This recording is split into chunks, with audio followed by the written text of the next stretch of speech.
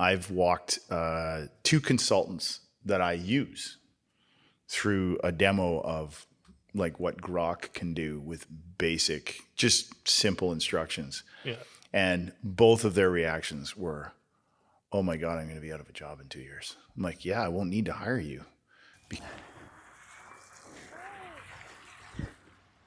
Oh, what'd you find? Oh, what'd you get? You got a leaf. Here's your leaf.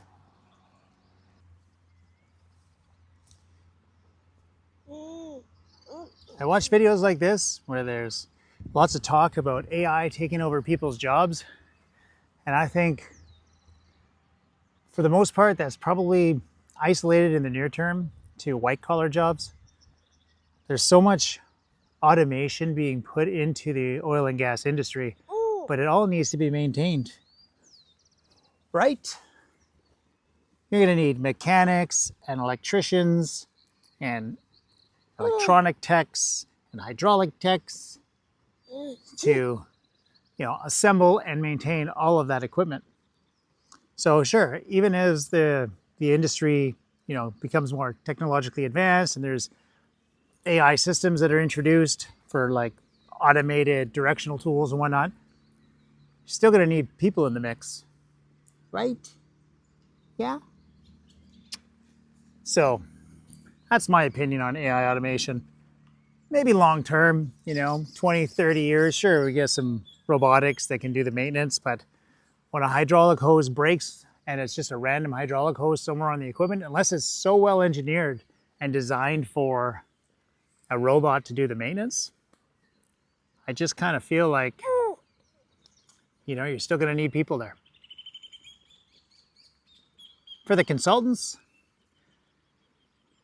well, my opinion on the consultants is, yeah, sure, there's consultants that do some paper pushing, but in my opinion, the operator is always going to want somebody on the rig that represents their interests. Usually there's only one guy. Maybe you have 24-hour coverage, so two guys.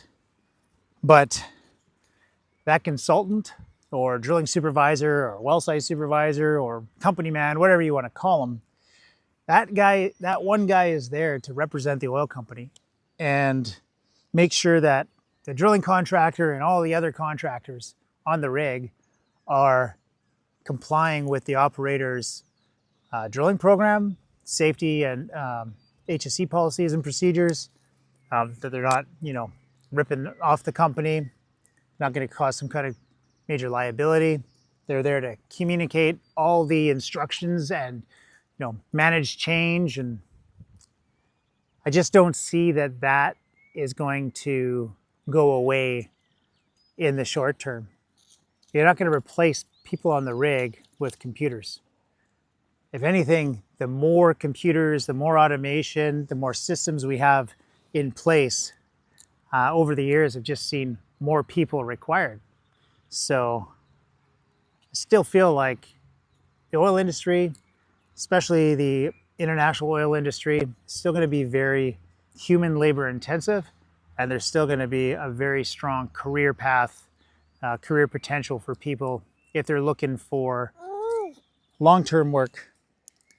And let's be honest, the energy sector is probably the one industry that is going to flourish as AI completely revolutionizes our way of life and lifts billions of people out of poverty in third world nations. All those people are going to need more energy. So whether it's nuclear power or renewables or oil and gas, I just don't see humans being taken out of the equation. If anything, more energy demand, there's going to be more human labor required in the energy sector. And even if we transition away from fossil fuels as a fuel source that we burn, well, we need hydrocarbons for petrochemicals. You still need all the plastics, fertilizers, medicines, manufacturing, you name it. It all comes from petrochemicals. So I still see a very strong future in oil and gas. And as we deplete our domestic reserves, we're going to be looking for those reserves that are further afield and harder to get, you know, deeper water, more remote. And once we've unlocked, you know, where those are and some of the red tape involved to get them, well, then there'll be more jobs, right? All right, I got to get back to her. So, thanks for watching. Right? All right, Easy Bear. Nice and hot for the chihuahuas.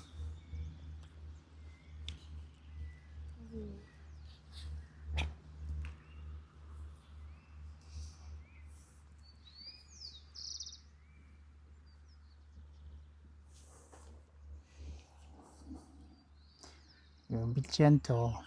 Yeah, gentle. Good job. Oh, gentle. Good job. You going, Breezy? Should we get you some sunscreen? I think so. Maybe a hat.